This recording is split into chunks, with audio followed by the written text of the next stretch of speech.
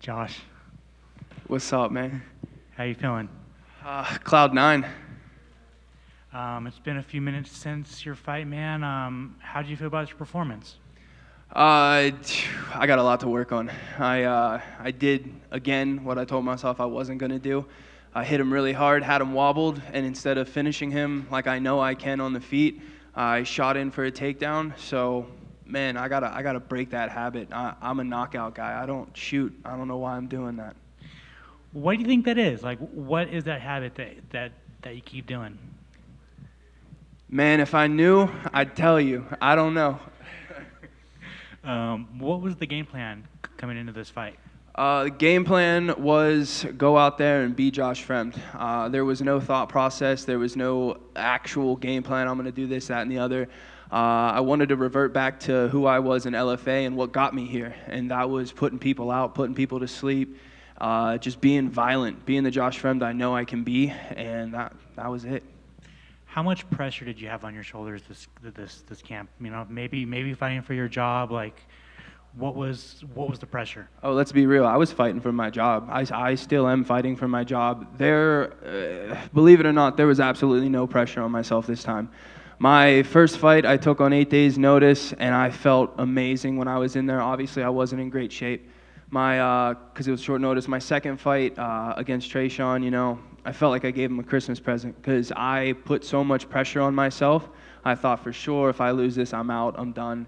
And this one, you know, back against the wall, they called me, said, hey, 2 weeks, you got to take this. And I was like, hey, let's go out here and fight. Because that's what, at the end of the day, that's what this is. It's a fight, you know, that's all I'm good at fighting. I know how to fight. So there was no pressure, no game plan. Come out here, be Josh Fremd, and let's get this done. With that all being said, man, like 2 weeks notice, just being Josh Fremd, went out there, got your first UFC win. How does that feel? It feels amazing. I made a joke with my girl and my friends, like, this is either going to be a triumphant victory, you're going to see, you know, that blue-collar grit come through, or it's going to be the saddest shit. Like, I've worked 11 years to get here, and then I blew it. So I'm glad that I went out there and I got it done because at the end of the day, like, this is a dream that I've always wanted to do. I've given up a lot. I've sacrificed a lot. And I wanted to prove not only to other people who believed in me, but prove to myself, like, I belong here, you know? You took SD's O. How does that feel? It feels amazing. I always say if you're undefeated, you haven't fought anybody. You padded your record. He was undefeated, I believe. Maybe lost once as an amateur, and he was 7-0.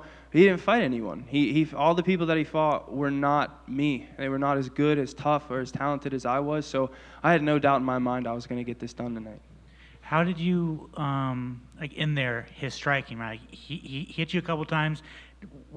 Were you rocked at all? Like, how do you feel about his striking? No, I mean, I wish I could rewind it. You know, it goes so fast. But he was lunging in for a lot of his right hands, and I wish I could go back because I saw it coming, and I could have countered and got a really slick knockout if I could, you know, redo it. But he didn't hit as hard as I thought he was going to hit. I took all those and smiled like they weren't nothing.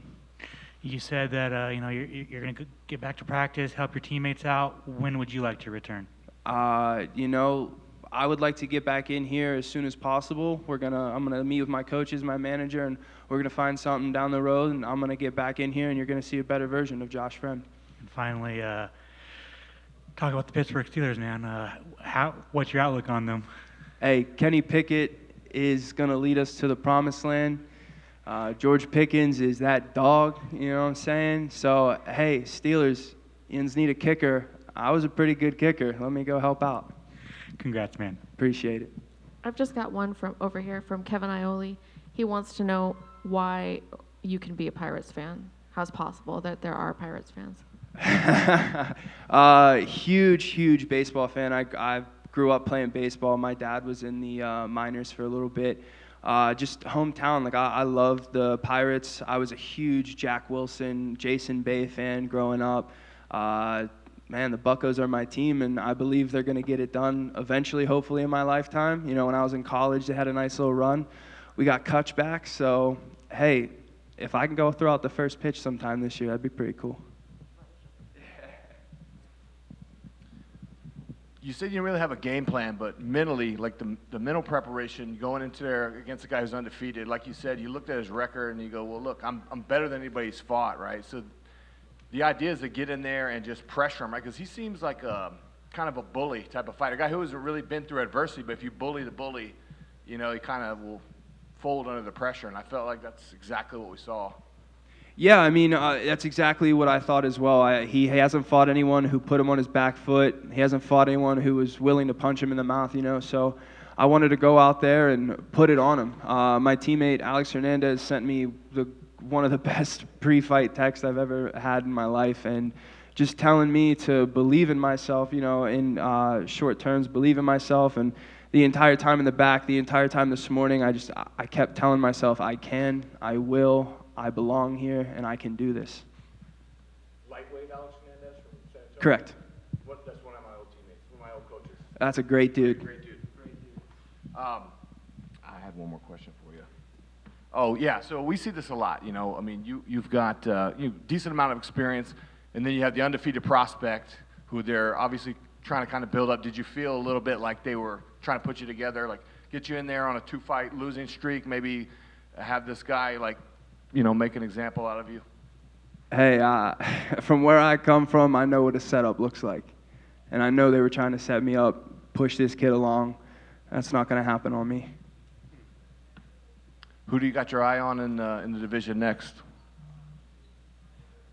I have a couple names. The one I called out not too long ago, Claudio, he just lost to Hassan Roxon, I believe it was. I'll fight him. Honestly, if it's a good matchup, I'll take it. I don't have a particular name or person that, like I said, I want to fight someone who's going to push me and make me be the better version of myself. So I don't want to go out there and be a bully. I want to go out there and fight someone who kind of scares me.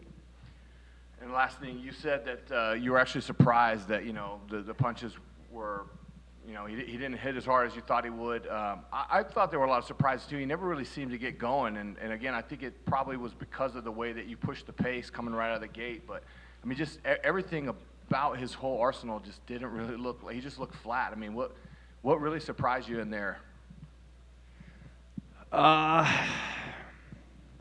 Truthfully, nothing. I knew that he was going to throw those big looping right hands, and I've seen it on his Contender Series fight, but the kid that he fought in the Contender Series fight was an actual layup for him. So it is what it is, and nothing really surprised me. I get hit by Rob Wilkinson every single day, so no one's going to hit me harder than that dude.